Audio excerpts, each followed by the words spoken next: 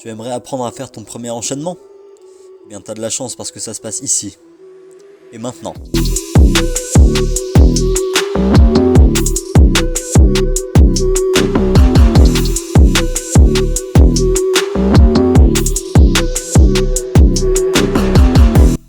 Bienvenue sur ce nouveau tuto. Aujourd'hui, je vais vous parler de ce que les anglophones appellent le side swing.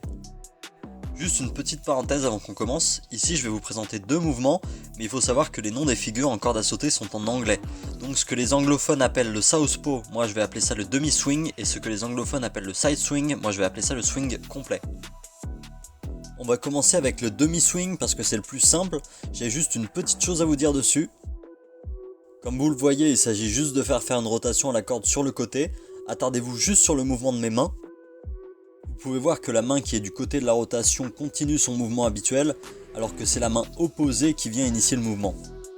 La seule chose importante à faire pour éviter qu'il y ait trop de mou dans la corde, c'est d'être assez sec au moment de revenir dans la position initiale. Je vous laisse pendant quelques secondes avec le son de la corde, histoire d'illustrer ce que je viens de vous dire.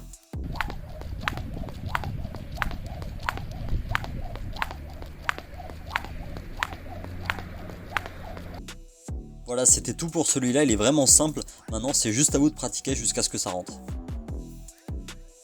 On va pouvoir s'attaquer maintenant au swing complet. Et pour ça, vous allez pouvoir commencer par vous entraîner sans sauter. Bon, je vais faire au mieux pour vous décrire ce qu'on voit là. Déjà, vous pouvez constater que j'ai une main qui est plus haute que l'autre. C'est ma main dominante.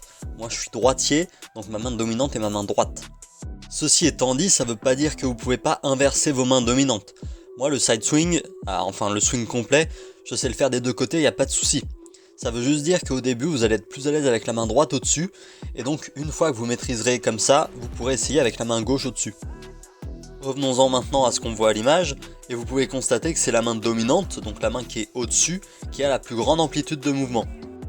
Et pour cause, c'est elle qui fait la plus grosse partie du boulot. La main qui est en dessous, elle, se contente de se laisser emmener. Voilà, une fois que vous avez enregistré comment ça marche, quand vous le faites sans bouger, maintenant il va falloir y incorporer votre jeu de jambes très rapidement. Parce que le souci, si vous apprenez pas à le faire tout en maintenant votre jeu de jambes, c'est qu'à chaque fois que vous allez vouloir faire votre swing, vous allez avoir besoin de vous arrêter de bouger. Et c'est franchement pas beau à voir, ça donne l'impression de quelqu'un qui maîtrise pas du tout ce qu'il fait. Maintenant c'est à vous de vous entraîner, et une fois que vous savez faire votre swing complet, et bien vous pouvez y ajouter un petit croisé si vous savez le faire aussi. Et si vous vous en souvenez, en début de vidéo, je vous avais parlé d'un premier enchaînement que vous pouvez commencer à faire, et bien le voici.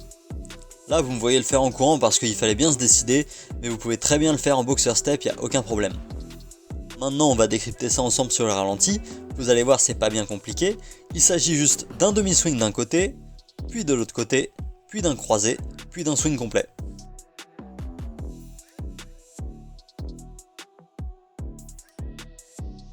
Et si vous voulez le rendre un petit peu plus joli, mais je vous l'accorde un petit peu plus compliqué aussi, eh bien vous pouvez faire deux croisés à la suite. Voilà, j'espère que cette vidéo vous a plu. Si c'est le cas, vous savez quoi faire. Et si vous avez réussi à faire ce petit enchaînement, eh bien n'hésitez pas à me le faire savoir. Vous pouvez me contacter sur Instagram. Et moi je vous dis à la prochaine. Salut!